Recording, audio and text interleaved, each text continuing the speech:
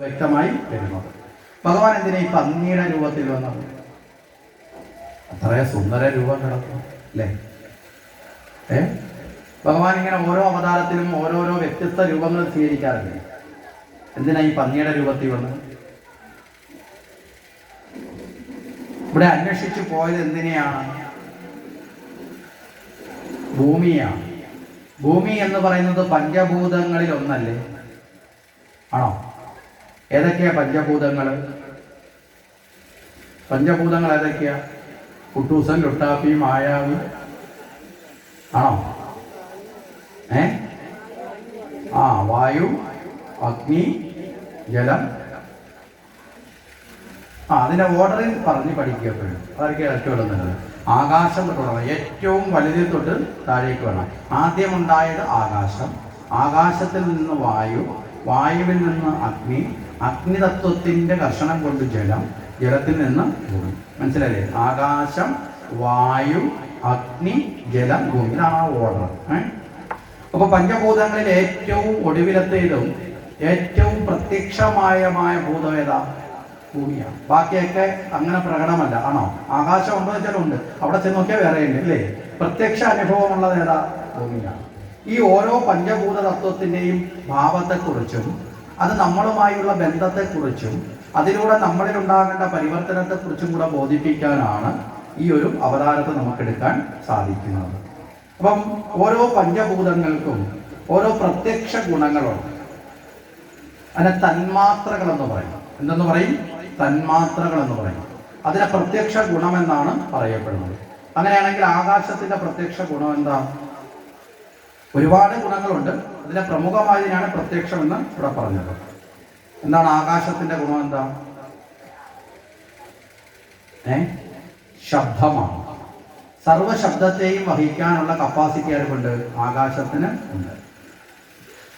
അത് പ്രധാന ഗുണമാണ്. അനവധി ഗുണങ്ങളിൽ നമ്മൾ ഒരാളിനെ കുറിച്ച് പറയുമ്പോൾ ആ ആളിനെ കുറിച്ച് ആദ്യം പറയുന്ന ആ ആളിലുള്ള പ്രധാന ഗുണമല്ലേ?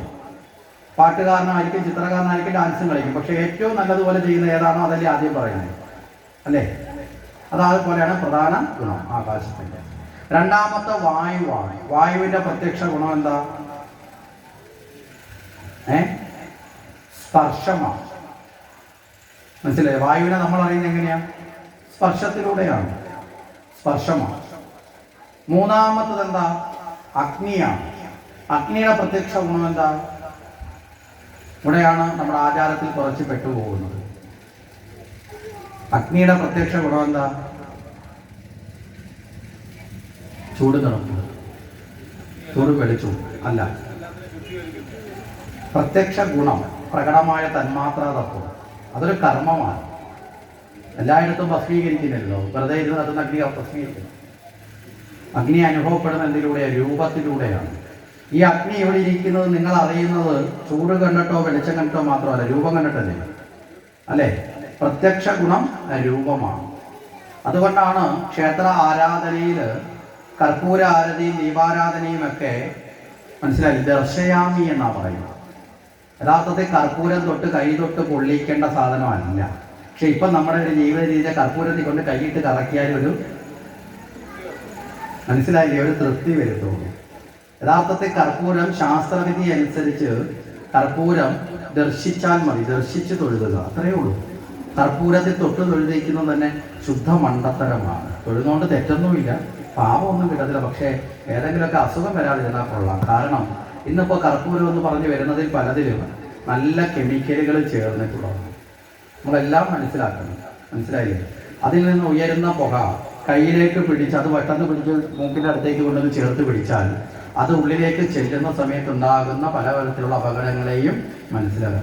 ഈശ്വരാരാധനയെ തെറ്റിദ്ധരിപ്പിക്കാനല്ല പറഞ്ഞത്. ശരിയായ ആരാധനയിൽ രൂപം ദർശയാമി. മനസ്സിലാവുന്നുണ്ടോ? അതുകൊണ്ടാണ് യജ്ഞശാലയിൽ അനുവർത്തിക്കുമ്പോൾ കർപ്പൂരം ഉയർത്തി കാണിക്കാതെ കണ്ടാൽ മതി. കണ്ണിലൂടെ തന്നെ രൂപത്തെയാണ് അവിടെ പകരുന്നത്. അഗ്നിയുടെ പ്രധാന തത്വം അവിടെയാണ്. ആ തലത്തിലേക്ക് ഉയരാത്തവർക്കാണ് ചൂട് കിട്ടേണ്ടത്. മനസ്സിലായില്ലേ? അവരാണ് രണ്ടാമത്തെ ഗുണത്തിൽ പോയി. ഒന്നാമത്തെ ഗുണം മനസ്സിലാക്കാൻ കഴിയില്ലെങ്കിൽ രണ്ടാമത്തെ ഗുണത്തിൽ പോയി കൈ കൊള്ളിലേക്ക്. മനസ്സിലായോ? അങ്ങനെ ചിന്തിക്കുക. അപ്പോ രൂപം എന്ന് പറയുന്നത്. മൂന്നാമത്തത് എന്താ പറഞ്ഞത്? ജലമാണ്. ജലത്തിന്റെ പ്രത്യക്ഷ ഗുണം രസനമാണ്. നാവുമായിട്ട് ബന്ധം. നാലാമത്തത് ഭൂമിയാണ്. ഭൂമിയുടെ പ്രത്യക്ഷ ഗുണം എന്താ? ഗന്ധമാണ്. മനസ്സിലായില്ലേ? സർവ്വഗന്ധങ്ങൾക്ക് ഉറവിടം ഭൂമിയാണ്. നമ്മൾ ആദ്യമായിട്ട് മഴ പെയ്യുമ്പോൾ നമ്മളെ വീട്ടിലുള്ളവർ പറയില്ലേ, പുതുമണ്ണിന്റെ മണം വരുന്നു എന്നൊക്കെ പറയല്ലോ, ഗന്ധമാണ്. അപ്പൊ ഈ 5 ഭൂതങ്ങളും 5 തന്മാത്രകളുണ്ട്. ഇനി അതിൽ നിന്നാണ് 5 ഇന്ദ്രിയങ്ങൾ ഉണ്ടായത്. നമ്മളുമായി ബന്ധിപ്പിക്കുകയാണ്. പഞ്ചഭൂതങ്ങളെ നമ്മളിലേക്ക് ചേർക്കുകയാണ്. അപ്പൊ നമുക്ക് 5 ഇന്ദ്രിയങ്ങളുണ്ട്. ഏതൊക്കെയാ പഞ്ചേന്ദ്രിയങ്ങൾ? ഏതൊക്കെയാ? കണ്ണ്, നാക്ക്, മൂക്ക്, ത്വക്ക്, ചെവി. അപ്പൊ ഇനി ഇതുമ്പോ തമ്മിലുള്ള ബന്ധം എന്താണെന്ന് നോക്കാം. ആകാശം, ശബ്ദം, കാത്. മനസ്സിലായോ? ഇനി രണ്ടാമത്തത് എന്താ പറഞ്ഞത്? വായു, സ്പർശം, ത്വക്ക്.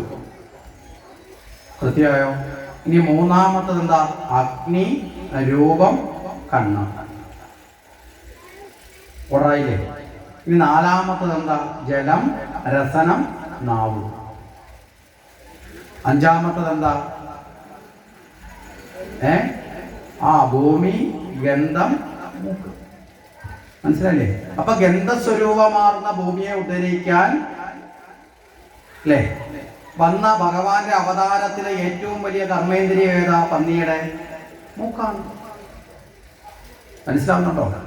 ആ കർമ്മേന്ദ്രിയത്തിന്റെ ശക്തിയാണ് കാട്ടാനാണ് അത്. ആ തേറ്റമേലിൽ തന്നെയല്ലേ ഭൂമി ഉയർത്തിക്കൊണ്ടുപോയത് അല്ലേ? അപ്പൊ ഈ തരത്തിൽ നമ്മളെ ജ്ഞാനേന്ദ്രിയത്തിന്റെ തലത്തിലേക്ക് നമ്മളെ എത്തിച്ച് ആ കർമ്മത്തിന് ആധാരമായ പഞ്ചഭൂത തത്വത്തെ പഠിപ്പിക്കാനും കൂടി ഉപകരിക്കുന്ന അവതാരമാണ് ഭഗവാന്റെ വരാഹ അവതാരം എന്ന് നമ്മൾ എടുക്കുക. അപ്പോൾ ഇവിടെ ജ്ഞാനേന്ദ്രിയത്തിലെത്തി. അത് കഴിഞ്ഞാൽ ജ്ഞാനേന്ദ്രിയത്തിൽ എത്തപ്പെട്ടതെന്നില്ല അടുത്ത കർമ്മത്തിലേക്ക് വന്നല്ലേ ഭഗവാൻ. ആ കർമ്മത്തിലേക്ക് വന്നപ്പോൾ എന്ത് പറഞ്ഞു? ജ്ഞാനം കൊണ്ട് ചെയ്യുന്ന എല്ലാ കർമ്മങ്ങളും എൻ്റേതെന്ന ഭാവത്തെ ഉണ്ടാക്കാനല്ല ശ്രമിക്കേണ്ടത്, എൻ്റേതെന്ന ഭാവത്തെ മനസ്സിലായില്ലേ ഇല്ലാതാക്കാനാവണം നമ്മുടെ കർമ്മം. അവിടെയാണ് കെട്ടുകളായ കർമ്മം പുരുഷന്. അതെന്ന് പറഞ്ഞാൽ എപ്പോഴാ? എൻ്റേതെന്ന ഭാവം ഉള്ളപ്പോൾ. ഇനി കെട്ടുകളറ്റേ മുക്തി വരൂന്നിടാം. അതെപ്പോഴാ? എൻ്റേതെന്ന ഭാവം പോകുമ്പോൾ. മനസ്സിലാവുന്നുണ്ടോ? അപ്പൊ ബന്ധനം വേണോ? ബന്ധനം പോണോ? പോണമെങ്കിൽ എന്തിനെ ഒഴിവാക്കണം? എൻ്റേതെന്ന ഭാവം ഒഴിവാക്കണം. എന്താ കാരണം? എൻ്റേതെന്ന ഭാവം ഞാനെന്ന അഹങ്കാരത്തിൽ നിന്ന് രൂപപ്പെടുന്നതാണ്. ആ ഞാനെന്ന അഹങ്കാരമാണ് നാളെ നമുക്ക് ചർച്ച ചെയ്യാനുള്ള ആര്? ഹിരണ്യകശിപു. മനസ്സിലായില്ലേ? ഹിരണ്യാക്ഷന്റെ ജ്യേഷ്ഠൻ. മനസ്സിലായില്ലേ? ജ്യേഷ്ഠൻ ഞാനെന്ന ഭാവവും അനിയൻ എൻ്റേതെന്ന ഭാവവും.